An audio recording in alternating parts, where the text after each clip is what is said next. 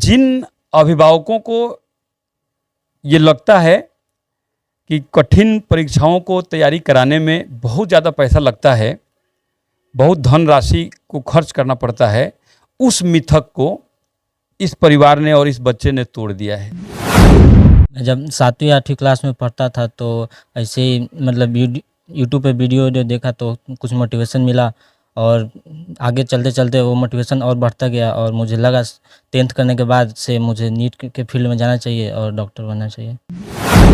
डॉक्टरी का कौन सा क्षेत्र है जो आपका पसंदीदा है? क्या बनना चाहेंगे आप?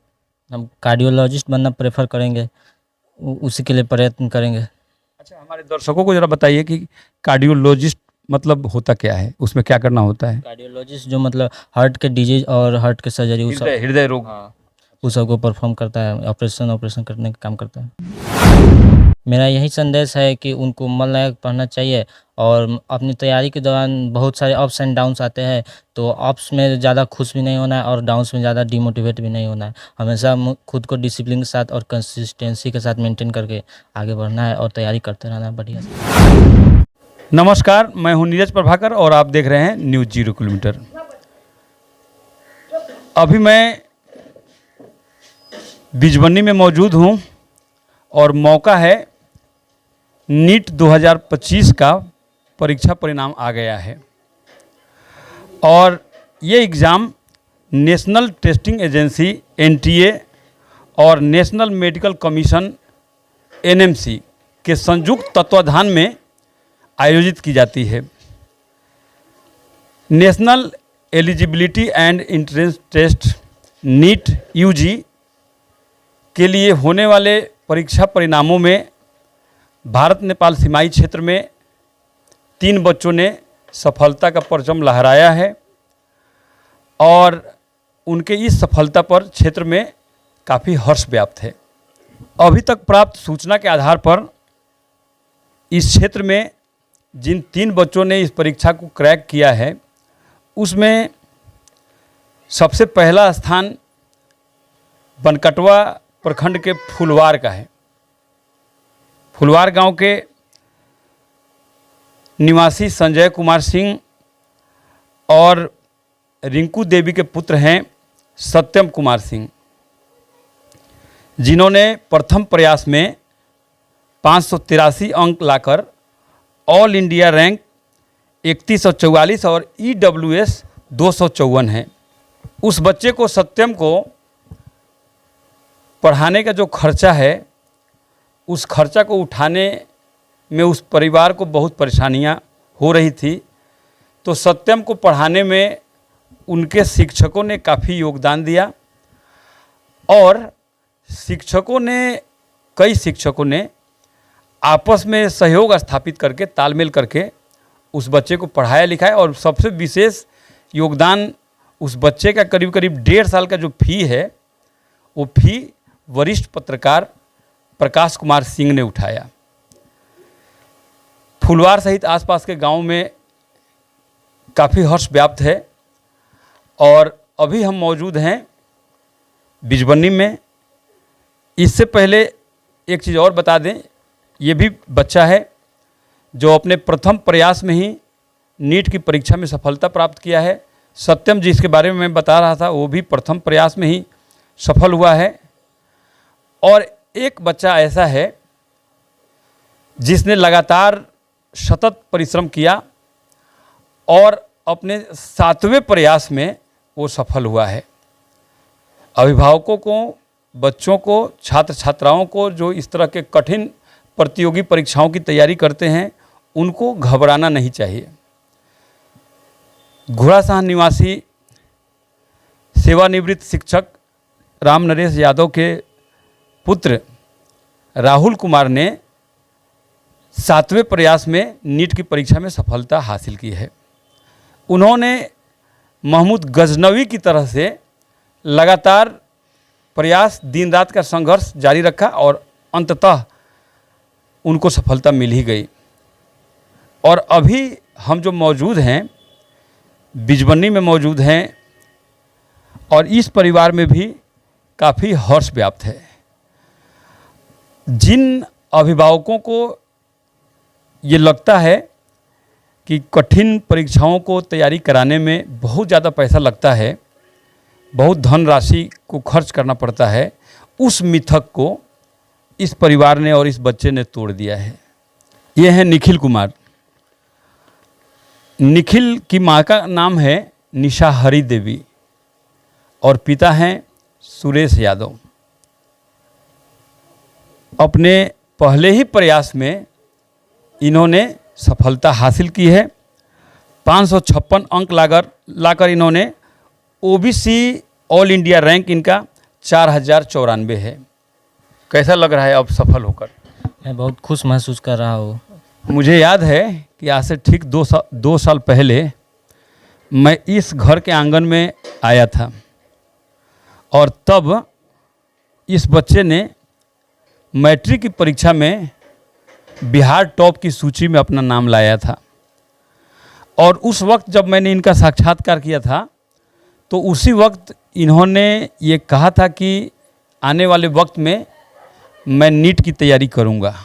कैसे आपको लगा कि हमको नीट की तैयारी करनी चाहिए? आपको ये मन में आपके कहाँ से ख्याल आ गया?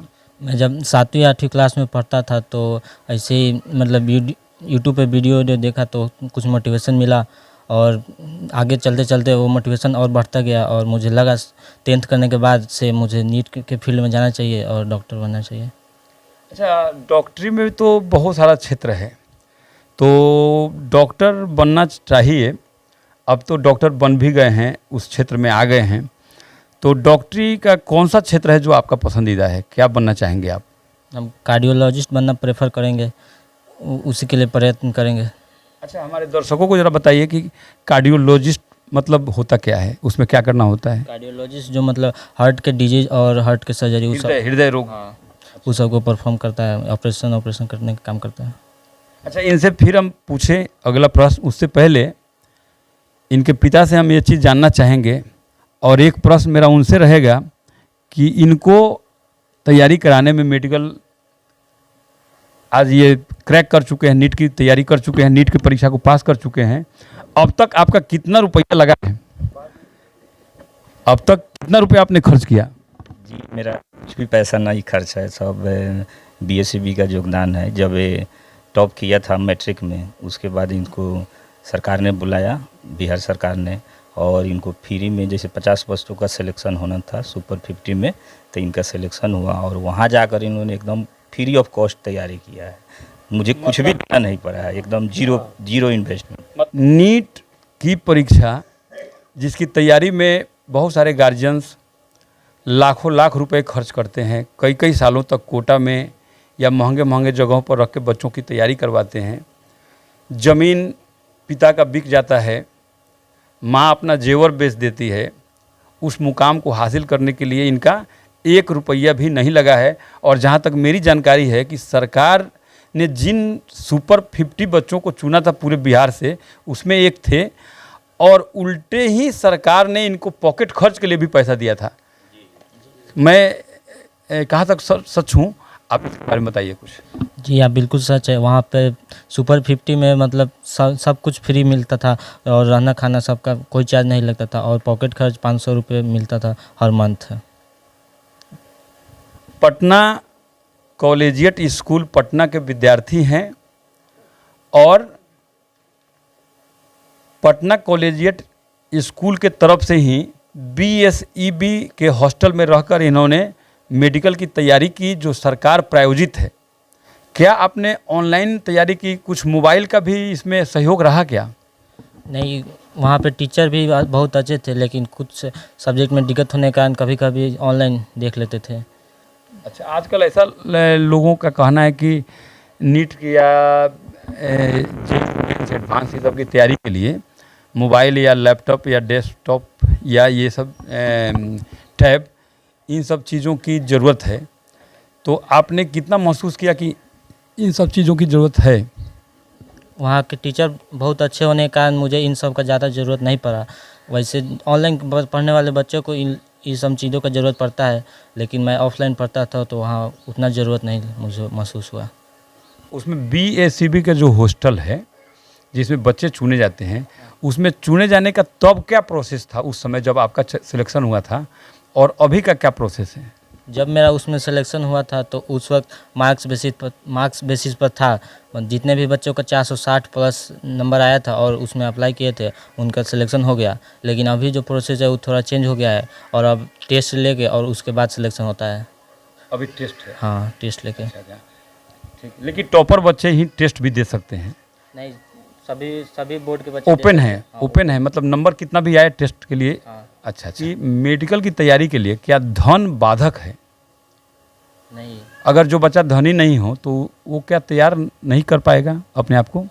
नहीं, ऐसा बात नहीं है। मेडिकल की तैयारी करने के लिए अब के ज़माने में तो उतना रुपया का ज़रूरत नहीं है, ऑनलाइन से भी पढ़ सकते हैं और बहुत सारे कोचिंग में स्कॉलरशिप भी मिलते हैं जिससे आप बहुत कम प्राइस पे ही तैयारी कर सकते हैं मेडिकल या जेईई मेंस की तैयारी करने वाले जो युवक युवतियां हैं या छात्र छात्राएं हैं, उनके लिए आपका क्या संदेश है, क्या कहना चाहेंगे उनको?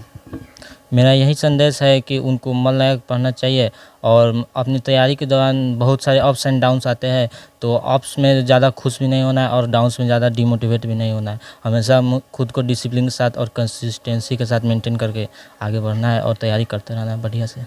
अपने इस सफलता का श्रेय आप किनको देना चाहेंगे? मैं अपनी सफलता के श्रेय अपने पूरे परिवार को और शिक्षकगण को देना चाहूँगा और मेरी सफलता में मेरे पिताजी का कुछ ज़्यादा ही खास योगदान रहा है। उन्होंने बचपन से ही मुझे अच्छी तरह से पढ़ा कर यहाँ इस मुकाम पे पहुँचाया है।